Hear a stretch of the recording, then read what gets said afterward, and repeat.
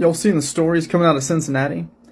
A few nights ago, a white couple got the shit beat out of them. Woman knocked flat out cold, laying there looking like a board. And then a group of guys went around the white dude, a bunch of black dudes, and was stomping them and kicking them and punching them. And now I log on to X for the first time today, and then I'm seeing another group of black guys beat up a white guy. So not stories you'll see in the mainstream media, but just something you might want to look up and pay attention to yourself. Act accordingly. Yeah, it's pretty bad out here, and I'm also seeing it. And I'm also seeing it on in places where it's not necessarily catching mainstream attention in media. It is about to start picking up stream because I got contacted by several different outlets to see if I had any commentary or if I wanted to join tonight, which I'm not able to join because I'm actually at the airport and I'm about to catch a flight. But I do have some thoughts on it, and we are going to probably talk about it on the Q show tonight. But long story short, you got a situation where everybody keep making excuses why everybody is getting monkey pounded out that just so happens to have white pigmentation versus black pigmentation in their skin, and people are justifying it. I've seen a lot of different theories in which I've seen the video. Can't show it here, but I've seen the video because YouTube will remove it. But basically, they beating the crap out of the guy, and people are starting to get upset, and they're not necessarily taking it so lightly. In that, people are getting a little bit more bothered and a little bit more vocal, and they're creating a situation where it's turning negative. Has everybody seen the beatdown video from Cincinnati this morning? It's pretty horrific. And it happens dozens of times every year in this country for decades. Dozens of times. And we turn a blind eye to it. If people understood, if they knew, and the FBI has the stats, how often that race makes the other race the victims, it'd be horrible for race relations if people actually understood it. Most violent crime stays within your race. But there is an exception in the United States of America, and nobody talks about it. And if the roles were reversed,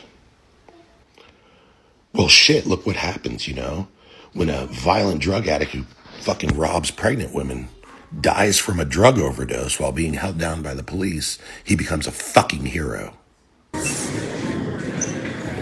Racism is not going to die at this point. That's just the facts. Like, let me tell you what was really bad and how it made it even worse and how it kind of exacerbated itself.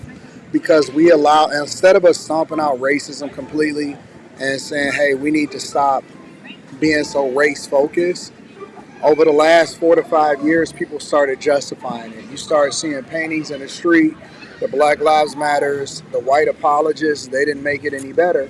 And so now what you see is there's an extreme level of privilege that's coming from the other side, from black people. Now, of course, this is not a popular subject and people don't want to talk about it. And, black people that are super racist, which I said that it was black people that was racist a long time ago. People tried to make it seem like it's not a thing. But they have now become more empowered because they can say and do things that other cultures and other races can't.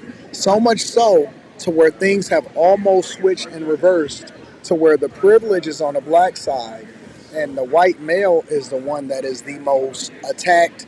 He is a symbol of hate and racism and fascism inside of this country. And it's unfortunate because I believe that everybody should be judged on the merits of who they are and the content of their character. And we've had so much diversity, equity, and inclusion, so much overcorrection that now anything that anybody says, now take this situation where he just said it, and he broke it down beautifully. He said, listen, if the roles were reversed, we'd be burning down cities. And that's absolutely true. It would be marches, it would be cities burned down. Of course, I know that people like D.L. Hughley would never speak on anything like this because him, the Ricky Smileys of the world, all of those people, the race baiters, they are the biggest people that incentivizes this type of behavior and this type of culture. I don't believe that anybody should be attacked. I don't believe that anybody should be um, hurt. I don't like it. It's not dope. It doesn't make sense to me. And I'm tired of seeing everything to be race based, and we try to make it seem like everybody is so oppressed. When, in general, if you live here in the United States of America, you have more opportunities than anybody in the world. And so, all of the excuses as to why people can't control themselves, and then that's why you started to see people talk about black fatigue, right? Because the whole idea of it is that why should they come on and mess up the Cincinnati Jazz Fest? Why should they go out there and attack people and be able to get away with it and not be charged with a hate crime? When if the roles were reversed, that's what the person will be charged with. It would be charged with a hate crime. It would be marching. It would be all kind of nonsense. And so I'm not a fan of it. I don't like it. And then also on top of that, now you see a thing where white people are starting to segregate themselves, and black people are acting like it's a problem. So weird watching black people get mad at white people for starting functioning white communities. It's like, how happy we'd be to see black people start a functioning black community. Like, we would leave you to it. We would be, oh my goodness, good for you guys. Unironically, please. Like, you already have the demographics in Jackson and Detroit. There are zero scenarios where the political outcomes of those cities are not entirely within the parameters of black organization and responsibility. So turn it into Wakanda. Like, I would feel solidarity and pride with a 95% low crime, high productivity black city, or several in the United States. I wouldn't be like, we need to get in there and diversify it. I'd be like, no, let them do their thing. And if a bunch of Caucasians want to go in the woods and milk goats alone, shut up. We've underestimated how central tribalism, like ethnic tribalism, is to the human condition. And in trying to demonize it, we've repressed it to the point that it's now coming back with a vengeance. But it's not innately evil. You can still have in-group preference, a desire to preserve your culture and way of life, and have solidarity with a community of people who are like you, while respecting other groups. And let me just say, white people don't care if black people want to be left to their own device. And that's the biggest thing. It's like you don't see white people getting mad at black people for separating themselves, even though that is a form of segregation. It is absolutely. And so when we see these black organizations, black central focused everything, but then we don't have the patience or the wherewithal to allow for other people to be able to do the same thing that they're doing inside of the country, then that's when you start to see an uprising. That's when you start to see problems. That's when you start to see people protesting. That's when you start to see people going their own ways. And even though, and I said this before, I don't agree. Like, I don't think that it's a smart thing to segregate yourself, because what it does is it prevents you from being able to see how you can leverage what other people learned in order to continue to be successful. But we continue to do so, and we continue to not hold ourselves accountable as a result of it. And all it's going to result in is more war, more problems, more issues, more troubles, and people are going to be able to justify whether or not they want to be racist against other people. This is the United States of America, and so I do value the freedom. I do value freedom of speech, and I do like the fact that we're not censored, but at the same time, there's a moral aspect of this that we're not adding into the equation.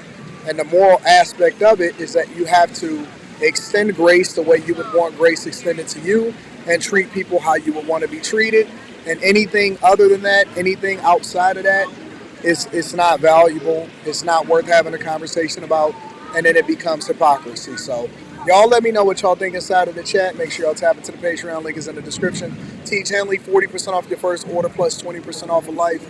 Again, I do think that we're going to plan on having this conversation on the Q show tonight. So make sure y'all tune in. I love you. I appreciate you. I'll let you guys later. Peace.